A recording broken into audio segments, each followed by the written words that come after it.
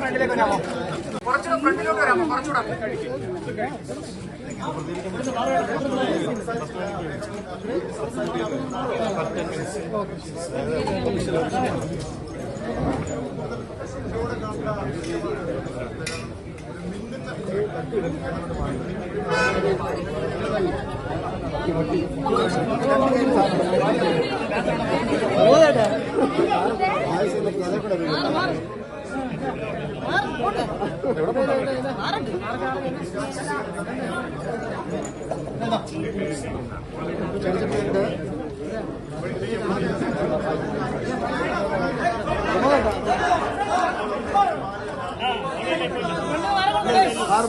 ആയില്ല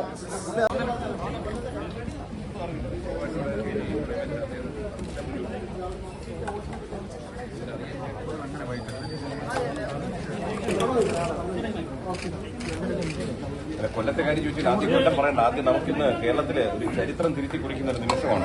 കാരണം താമര വിരിയില്ലെന്ന് പറഞ്ഞു. താമര വിരിയിക്കുന്നത് സുരേഷ് ഏട്ടനാണ്. അപ്പൊ അത് സ്വാഭാവികമായിട്ടും അത്യന്തം സന്തോഷം നൽകുന്ന, കാരണം BJP പ്രവർത്തകൻ എന്ന നിലയ്ക്ക് മാത്രമല്ല ഇന്ന് ഇന്ത്യ ഒട്ടുക്ക് തന്നെ നമ്മൾ തൃശ്ശൂരിലേക്കാണ് നോക്കുന്നത്. കാരണം ചരിത്ര സംഭവമാണ്. കാരണം കേരളത്തിൽ ആദ്യമായിട്ട് കേരളത്തെ പ്രതിനിധീകരിച്ച് പാർലമെന്റിൽ കേരളത്തിന്റെ ശബ്ദം ഉയരാൻ പോകുന്നു. അപ്പോൾ ആ ഒരു സന്തോഷത്തില് ഞാൻ അയൽവാസിയാണ് ചേട്ടന്റെ. ആ സന്തോഷം പങ്കുവയ്ക്കാനായിട്ട് സുരേഷേട്ടനെ കാണാനായിട്ട് വീട്ടിലോട്ട് വന്നതാണ്.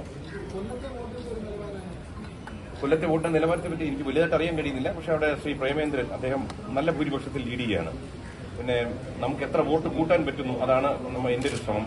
അപ്പോൾ കാരണം വെച്ചാൽ പാർട്ടിയോടും അങ്ങേയറ്റം നന്ദിയുണ്ട്. കാരണം നമ്മളിലൊരു വിശ്വാസം അർപ്പിക്കുകയാണ്. കാരണം അവിടെ തീർത്തും 10% മാത്രം വോട്ടുള്ള ഒരു മണ്ഡലത്തിലോട്ട് നമ്മൾ അയക്കുന്നു. അവിടെ ചെന്നാൽ അവിടെ ജോലി ചെയ്യാൻ പറ്റും, വോട്ട് കൂട്ടാൻ പറ്റുന്ന ഒരു വിശ്വാസം നമ്മളിൽ വെച്ചതുകൊണ്ട് പാർട്ടിയോടും പാർട്ടിയുടെ നേതാക്കന്മാരോടും നന്ദിയുണ്ട്. ഇനി ഈ ഒരു സമയം സുരേഷേട്ടന്റെ സമയമാണ്. ഞാൻ അധികം സംസാരിക്കാൻ പാടില്ല. കാരണം ഇവിടെ ഒരു ചരിത്ര മുഹൂർത്തം സിനിമയിൽ മാത്രമല്ല ഇന്ന് ഇന്ത്യൻ രാഷ്ട്രീയത്തിലെ ഹീറോയായി മാറിയിരിക്കുന്ന സുരേഷേട്ടൻ. അത് കാണാൻ നിങ്ങളും കാത്തു നിൽക്കുന്നു, ഞാനും കാത്തു നിൽക്കുന്നു. സുരേഷേട്ടനെ കണ്ടിട്ട് എല്ലാവർക്കും നന്ദി, നമസ്തേ. എല്ലാവിധ പിന്തുണ ഭാരതീയ ജനതാ പാർട്ടിക്ക് തന്ന എല്ലാ മാധ്യമ സുഹൃത്തുക്കൾക്കും സഹോദരങ്ങൾക്കും നന്ദി.